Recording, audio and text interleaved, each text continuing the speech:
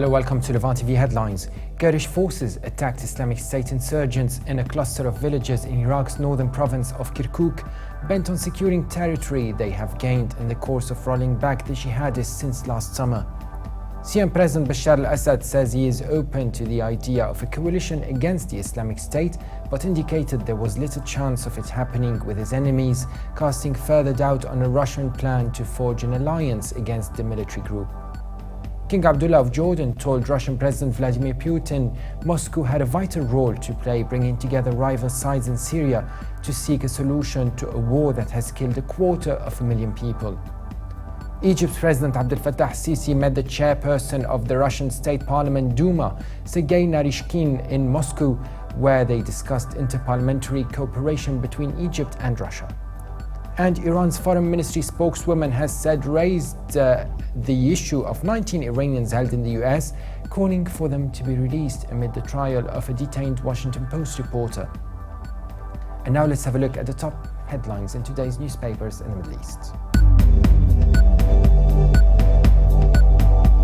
Starting from the UAE, the Khalij Times leads reporting that the International Committee of the Red Cross said it has suspended its operations in Yemen's war-ravaged second city of Aden after gunmen stormed its office there. The paper also reports that as part of preparations for the upcoming Federal National Council elections, UAE embassies and diplomatic missions abroad have commenced work for conducting the voting process. In Lebanon, the Daily Star leads reporting that Lebanese state prosecutor Samir Hammoud said that investigations proved that no one was wounded by live bullets used by security forces during this week's anti-government protests in Beirut. The paper also reports that General Security have arrested 3 Lebanese men in North Lebanon accused of forming a network to recruit and send fighters to ISIS in Syria and Iraq.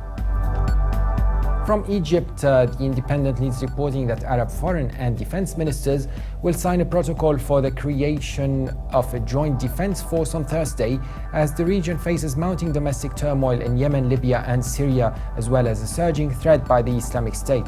The paper also reports that the Endowments Ministry has raised observers' ire with its plans to install monitoring cams at mosques, the latest measure in a broader strategy to combat extremist thought. And now let's have a look at the top Middle East headlines from papers here in London.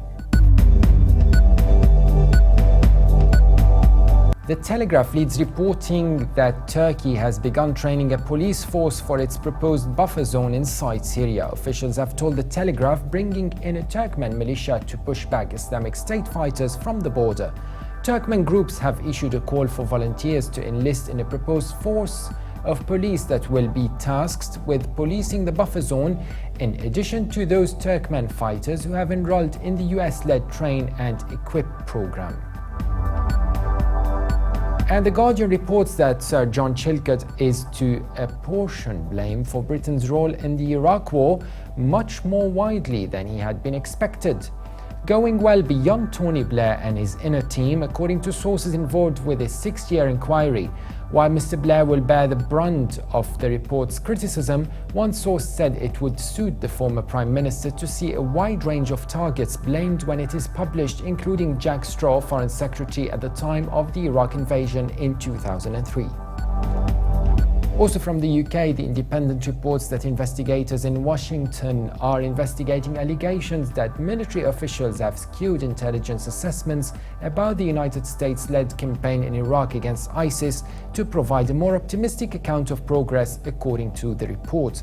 The report also added in the New York Times the probe by the Pentagon's Inspector General was launched after at least one analyst at the Defense Intelligence Agency told the authorities that he had evidence senior officials were reworking conclusions of intelligence assessments. And now let's have a look at the top Middle East headlines in international papers. China's Global Times reports that Iran is ready for talks with Saudi Arabia for the good of the region and to solve problems inflicted on the regional countries. Iran's Deputy Foreign Minister for Arab and African Affairs Hossein Amir Abdullahian said, adding that if Saudi Arabia continues its negative game, it should anticipate the repercussions which will pose serious threat to security and sustainable development in the region. And from Berlin, the Deutsche Welle reports that in rare television interviews, Syrian President Bashar al-Assad expressed confidence that Russia will continue supporting his beleaguered regime. Speaking to Hezbollah's Al-Manar television network, Assad was convinced Moscow would maintain its support for his government, which is currently fighting a two-front war against rebels as well as the Islamic State militant group. That's it from today's newspapers. For more updates, please visit our website on levant.tv. Thanks for watching. Join us again tomorrow, and bye for now.